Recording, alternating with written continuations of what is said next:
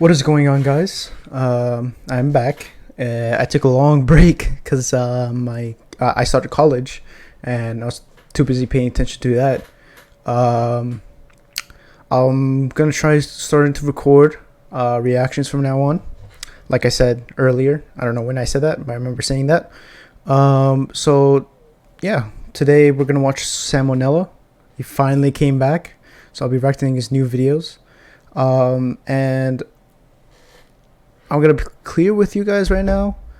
I think scheduling, I'm gonna start streaming gaming on YouTube, but soon. Like I don't have anything right now to stream, content wise for gaming. So for now, I'm just gonna react, and then let's see what happens. But let's just get right into it. It's Salmonella Academy, where animal scientific names come from. So like the Roman stuff, like I don't know, Giraffacus or something.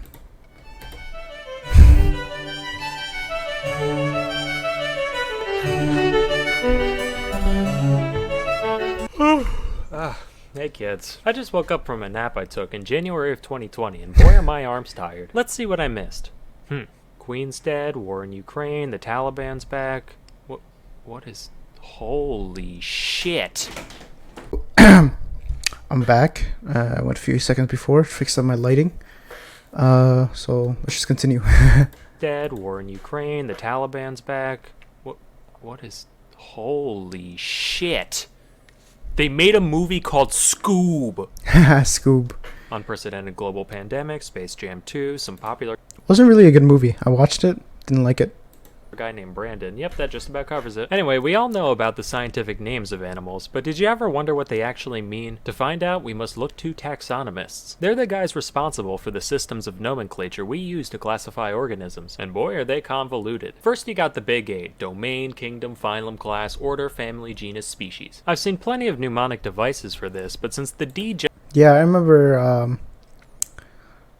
What was it? Well, I remember my teacher saying something for it. What was it just called showed again? up: order, family, genus, species. Convoluted. First you got the big eight: domain, kingdom, phylum, class, order.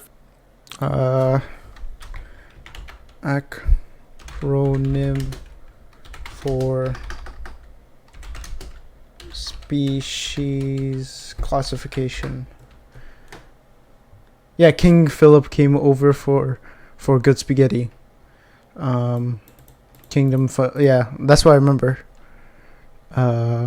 Or King Philip, King Philip came over for good soup or something Family, like that. genus, species. But I don't remember domain being there. So King Philip came over for good spaghetti. I don't remember domain being there. I've seen plenty of mnemonic devices for this, but since the D just showed up in the 90s and is still disputed by some scientists, he's usually not included. So allow me to suggest a few. Dizzy kids puke cereal, fairground staff.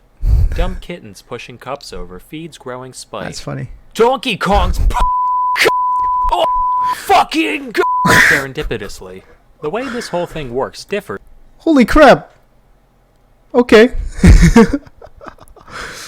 Damn. slightly depending on which kingdom you pick. So today we'll be sticking to the animal one, cause that one's the coolest and I'm in it. So what constitutes each taxon is pretty arbitrary. They basically just serve to act as another set of branches in the tree that taxonomists build. The one exception is species, which is generally defined... What is a taxonomist? Do they do taxidermy? What is taxonomy? The branch of science concerned with classification, especially of organisms. Oh, okay. I thought... Who are the people... Who are the people who make dead animals... Dead animals... What's it called? Taxidermist. Who... Oh, taxidermy. Not taxonomy. Okay, so different thing. as any group of animals that... For a second, I thought they do classification and also do make dead animals into those stuffed animals stuff. that can have babies with each other that aren't Taxidermy. sterile freaks. Mule, liger, zedonk, skunk ape, they can live fulfilling lives, but they're all shooting blanks, so they don't count. On the other hand, in our innumerable trespasses against God, we can make things like chidandanes, which actually work, Whoa. so dogs are dogs are dogs. Besides species, though, it's the Wild West. I hate dogs. Like, I don't hate them, but I hate the people who breed them and ruin them. Like, they're so messed up. I feel bad for them. I heard that pugs, when they're doing that snorting sound, they're actually just trying to breathe, you know? That's a voice crack. They're actually trying to breathe, and that's because they can't breathe properly because they so much inbreeding. Like, it's like forcing inbreeding between humans. Imagine that. It's like, oh, this guy has a big nose and this guy has a big nose and they're cousins. Let's just make more of them. Oh, ha, ha, so cute. I hate people like that. Wow, sickos. Weston here. Plenty of times. They're doing it to cats too. It's just that cats. I don't think cats were like back then. Like, they're big on breeding. So I think they're just starting to. People are trying to do what they did to dogs to cats now, and I hate it so much. 8 tiers isn't even enough for scientists, so they just stick new sublevels in between. Legions, cohorts, tribes, series, divisions. And This is all Latin, like Roman stuff. Legion cohort. This is like Roman divisions, army divisions. If you want to keep going, you can throw all kinds of prefixes on any of these for even more layers. There's even subspecies, which the more pedantic of you may think to yourselves that creating names for subspecies at all kind of undermines the single somewhat agreed upon definition in the whole tree. To that, my friends taxonomists say, But while that's pretty complex, the actual names themselves are pretty easy to wrap your head around. Though taxonomists may hide behind their fancy Greek and Latin, the Vulgate is no substitute for wit. Now, I've scraped through the scientific names of a load of species, and most of them can be split into a few categories. That's long. The simplest ones are the animals that already have names in Greek or Latin. It's a lion, I'm calling it Leo. Done. Tiger, it's a tigris. Cat, it's a... Yeah, I get that. Okay, lion, tiger, tigris, rex, but what if it's like a Bengal tiger, or like, does it have a different name? And what would be considered, because it's all rex, right? So would Bengal tiger, for example, or tigris be a subspecies of tigris? I don't know. Caddis, easy. Multi-word names can be translated the same way. For the golden eagle, we got Aquila chrysaetos. Gold eagle. They decided to be a show-off and do eagle in Greek and Latin. Essentially the same, though. But if a species is too specific or exotic for a one-to-one translation, that's when you gotta get a little creative. A lot of the time, inspiration comes from just giving the creature the old once-over and pointing out some cool-looking body part. Generally, the more distinctive an identifying feature it is, the more likely it'll get in the name. For example, Homeboy took one look at this thing and said, yup, red triangle slug. I'm going on break. We call this thing a fucking unicorn, almost like that means one horn or something. Also, some guy dead at... I mean, think about it. I think most of this was done in the 1800s for like most known modern day animals, like, you know, like Charles Darwin exploring, like around that time. So I feel like as scientists, and I'm pretty sure scientists at that time learn Latin to classify things already, are seeing these animals for the first time, right? So you can't, like, I feel like you have to look at this from their perspective. Looked at an octopus and said, well, all they got is heads and feet. I'ma call them headfoot. And now biologists everywhere say cephalopod unironically. Matter of fact, if it's got feet, chances are that's part of its name somewhere. You got 4 feet, 6 feet, 8 feet, 10 feet, 2 feet, equal feet, both feet, double feet, stomach feet, lip feet, sucker feet, wing feet, big feet, slow feet, or feet, both feet, joint feet, no feet, 10,000 feet, cow's feet, spade feet, cat feet, small feet. If it doesn't look that interesting, another thing to point out is where you found it. This could be a territory like American bear or Siamese crocodile, or just a habitat like woods macaque or toilet rat. Oh, so that answered my question then. That was another voice crack. Oh my god, what is with me today? It's boring. We need to look at the men behind the magic and what drives and motivates them. Now, if there's one thing that the scientific community loves, it's clout. And there's no better way to go down in history than plastering your own name on some shit you found. But not all fields have the same volume of things to scribble the old John Henry. Thing is, not everyone is like that has that much of an ego. Some scientists named after they name new species after someone they adore. Usually, it's out of respect for the founder. For example, like Darwin. So someone who found a new species and happens to like the only reason he's doing what he does is because he liked Charles Darwin, and he's the founder of whatever you do. Then you name him after what you do, like Charles Darwin. I don't know. Cock over. On the one end, you got physicists just making up their own slightly different form of ionizing. Oh yeah, this is for periodic table. I remember in chemistry class, some of these were. I think Rutherford was the periodic table, like Ruth or something. I forgot. Radiation. Actually, let me see.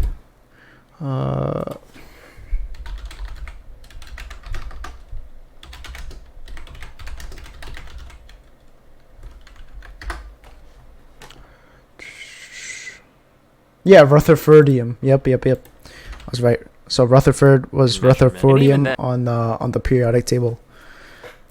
And only the top dogs got away with it. Now, zoology. Any little goober flouncing through the underbrush can say, this one has 13 spots, but the one in the book's only got 11.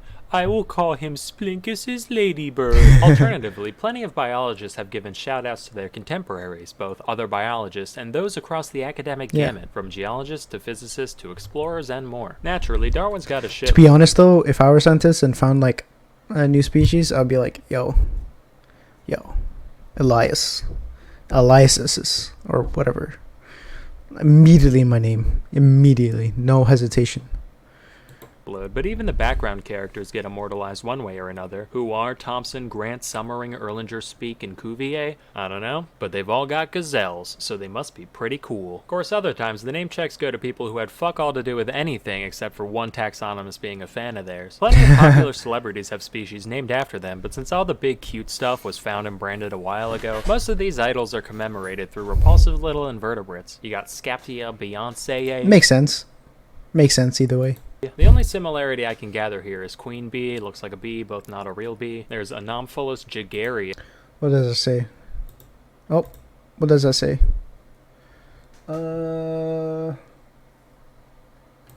Yes, an old stone named after an old stone. Couldn't In find. 2007, Wait, one what does that? Jason Bond, Oh a shoot! professor of biology at UC Davis, dubbed. Wait, what did that say? Looks like a bee, both not a real bee. There's Anomphilus jageri. No, couldn't find any scientific pics of the fossil below. Scientific names of the fossil, comma. Below is some other anophalid, probably close enough, sue me. Jagerius, an old stone named after an old stone. In 2007, one Jason Bond, a professor of biology at UC Davis, dubbed this little dude Myrmecia Neil Youngie to honor his favorite musician, which... Wait. His name is James Bond. Is there any other... Like, did he not think, yo, I can name this after myself? But just say, it's after James Bond, because I like the fictional character. Caused my man Stephen Colbert to go on TV and profess his utter indignation at not having a spider named after himself. So naturally, the next year, Bond actually went on the Colbert Report to announce the naming of apostachus Stephen Colbert. So, if that gives any of you epic biologists out there any ideas, I wouldn't be opposed. Please, I would do anything. For the love of God, I'll even take a lichen. The world of politics... What's a lichen? Is by no means immune to this phenomenon. Obama alone has fucking 9, as do a load of other presidents. Let's see. I can't pronounce that. Ethiostoma, Obama, Barack Trema, Obama. I wonder if any of these are his last name. Trump's got a moth with funny hair, Bush has a fungus beetle, Reagan's a wasp, Carter's got a darter, and so forth. Even Austria's most famous painter got the honor through this blind cave beetle. Mind you, it was 1933, so no way. 1930, yeah. That's crazy. I'm pretty sure in somewhere in Africa, Kenya, I think, Adolf is a popular name, and like one president was actually named Adolf Hitler. Let's search it up. African President Adolf Hitler. What was it? Nambia. Oh, Nambia. I thought it was Kenya. Nambia. Hitler, not Reddit. Yeah, Adolf Hitler. Uno. That's crazy. That's only crazy. blame the guy a tiny bit. Hitler actually wrote him a letter saying, "Oh, thank you, my little entomolomensch," and then went on to do, Hitler things. Fun fact, not only was this beetle stuck with just about the worst name you could have, it's also now facing extinction solely because of its value to Nazi memorabilia collectors. Guess old habits die hard. Oh, fictional characters have their fair share of species under their belt. On the topic of evil beetles, this one's named after Darth Vader because he kind of looks like his helmet, I guess. I can see that. Wait, let me see. Oh, didn't mean to mute that. Beetles. This one's named. Yeah, look. So you see the line and the thing. Yeah, I can see that. I can see how it looked like it. Named after Darth Vader because he kind of looks like his helmet, I guess. This was actually named by the same guy who did the Bush one and belongs to the same genus. There's also this mite genus Darth. That looks scary as hell. That's mad scary. Oh my god. Ugh, imagine it being like human size or even a spider size. Oh. Vaderum, which is a lot more accurate and frightening. In 2012, a single bone from above the eye socket of a hitherto unidentified theropod dinosaur was being studied, and suddenly, under the light of the full moon, the guy working with the specimen had his neck covered with hair and his lips clench into a pog and his endocrine system filled with soy, and he said, "It's just like the eye of Sauron." And then he started chewing on Funko Pops and sweating cream of meme and snorting G Fuel and shitting D20s everywhere until the prostate stimulation made him. The dino's genus is now Sauroniops, from Eye of Sauron. This spider. That's literally every male student in my coding classes and in clubs, like coding club or gaming club or esports. Every single male was named after Godric Gryffindor because it looks like the Sorting Hat. SpongeBob has not a sponge, but a fungus. The legendary birds from Pokemon each have their own, you guessed it, beetle, and the list. No way, that's crazy. That's actually cool. That's actually, and look, it's even colored the same, similar to their colors. Yeah, that's cool. That's really cool. Goes on. Pokemon. Scientists are nerds. Who knew? Anyway, while this all seems kind of chaotic, there is some method to the madness. One rule is the principle of priority. This states that once somebody publishes their chosen name for a species for the first time, that's the name, and other taxonomists typically can't change it. This has led to plenty of misnomers coined by whoever got their foot in the door first, particularly in the case of the guys doing this stuff before we had the luxury of genetic analysis. Here's one. Red panda? Nah. Shining cat, coined in 1825. To be fair, they're actually about as close to cats as they are to actual pandas, so yeah. Whatever. Here's two. Capsicum chinense. Eaten there? Sure. Native? Only off by around half a globe, where literally all hot peppers came from. This principle holds true even if someone thinks they found a new species, only to later discover that it was already named. For example, in 1824, one John Edward... What if they were published at the same time, though? Like, how would you judge that? Is it, like, what if it was around the same time? I mean, I guess if it's... Imagine it was on the same day it was published. Same day. Because, would it still go... Would it go by hour? Or minute by minute? Gray documented the plain zebra, calling it Equus burchellii, or Burchell's horse, named after a renowned naturalist of the day. Little did he know, back in 1785, some other douche classified this character as the quagga. The last quagga died in a Dutch prison in 1883, so why do we care? Well, in Dutch the 2000s, prison? Scientists decided to scrape some gunk off a dry quagga pelt and study its DNA, and from that they realized, wait a minute, apparently this guy and zebras could have, made a little plaid in the hay together, so technically they're one species, and today they're both called quagga. Sounds kinda asinine, but then again so does asinus, and that worked out fine. Just to maintain the distinction, the extinct subspecies was renamed quagga quagga, so it's the real quagga. This double naming convention has been done with a lot of subspecies, in fact. Wait, let's see. So zebra name, zebra scientific name. Icus quagga. Oh wow. That's crazy. Wild horse, spotted panther, or my favorite, gorilla. So I guess, would the guy have to change his journal or his scientific research to make it quagga? I feel like he had to change it, or someone else change it for him. Just like, yeah, it's the gorillest gorilla that ever gorilled. Fuck you want from me? A closely related rule also states that the names of all taxa have to be unique. So if two people coincidentally name any taxa on the same thing, the older one gets to stay, and the new one gets the boot. Like if you saw a genus called echidna, you'd think it was, an echidna, right? Well, no, that'd make too much sense. For a while it was true, from 1797 to 1811. Then it was pointed out that someone else already called a genus of moray eels echidna back in 1788. So the real echidna echidna had to be changed to Tachyglossus, or quick tongue. Then a decade That's later, crazy. a dude did the same thing for a genus of vipers. Another 22 years passed, people discovered the same thing, and they were renamed to Bitis, cause they bit us. That one at least made a bit of sense, given that the original echidna from Greek mythology was half lady, half snake, but who cares at this point. Anyway, I've just barely scraped the surface of all the goofy names out there, so feel free to post more down below. That's all I've got for now. Till next time, I'm Salmonella, and I'll see ya in 2025. All right, all right. That was a good video. Um, yeah, that was really good, really good. Still funny. Really enjoyed it. Though I'm more into his history stuff, you know, like popes and stuff, and gory stuff too. Those were funny as hell. Man, I wish I could record myself do it, but I feel like since I already watched it, you know. But yeah, thanks for watching. Hope you check out his channel, his videos. Make sure you like, subscribe to him if you like his videos. And if you like me reacting to this stuff, make sure you like, subscribe, comment down below what other videos I should watch. So thank you very much. Thank you very much.